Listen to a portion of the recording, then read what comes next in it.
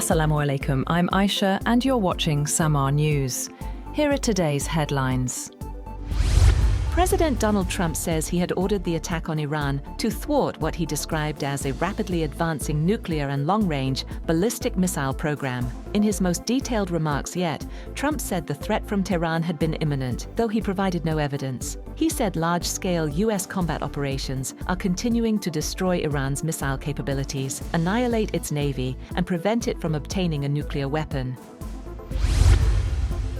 U.S. Defense Secretary Pete Hegseth says military operations against Iran would not become an endless war as U.S. and Israeli strikes entered a third day. During a briefing, the Pentagon chief said it was up to President Trump to decide the length of the military campaign, adding that the goal is to destroy Tehran's missiles, navy and security infrastructure, and deny it a nuclear weapon.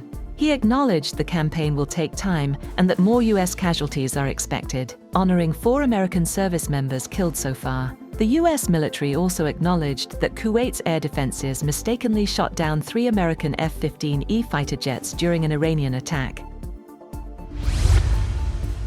Saudi Arabia's state oil giant Aramco has shut its Ras Tanura refinery following a drone strike, after Tehran launched strikes across the region in response to the US-Israeli attack on Iran. An Iranian drone strike targeted the major Saudi oil facility, triggering a small fire at one of the kingdom's most critical refining hubs. An industry source said it was shut as a precautionary measure, and the situation is under control. Iran's National Security Council Secretary Ali Larijani denies reports of renewed talks with the United States, calling President Donald Trump's actions delusional and accusing him of turning America first into Israel first. Larijani rejected Wall Street Journal claims of negotiations via Oman, saying Trump's military operations risked American lives to further Israel's goals. He emphasized that Iran's armed forces did not initiate aggression and that the Iranian people are defending themselves. Earlier, Trump expressed willingness to engage with Iran's surviving leadership amid rising tensions.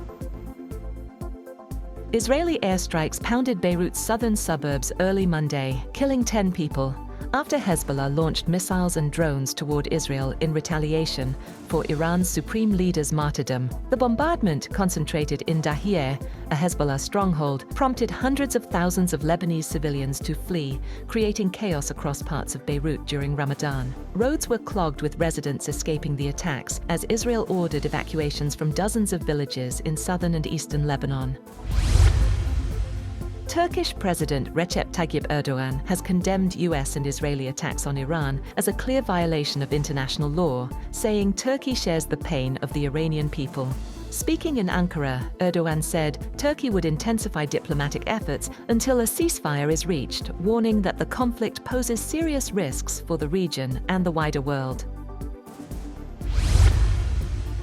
Following the killing of Iran's supreme leader, Ayatollah Ali Khamenei, senior U.S. officials remain doubtful that U.S. and Israeli operations will trigger near-term regime change. President Donald Trump called on Iranians to seize this moment and take back your country, but intelligence assessments question whether Iran's opposition can topple the long-standing theocratic system. Officials also noted uncertainty over whether new Iranian leaders would adopt a different approach to nuclear negotiations.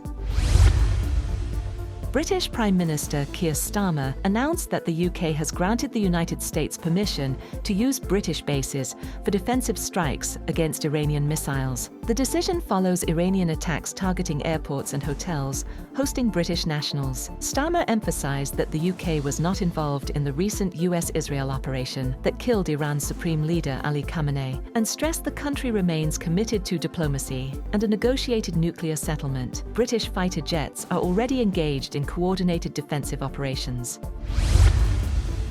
Meanwhile, Qatar has announced halting liquefied natural gas production as Iranian strikes on Gulf states triggers shutdowns across the region. Qatar supplies about 20% of the world's LNG.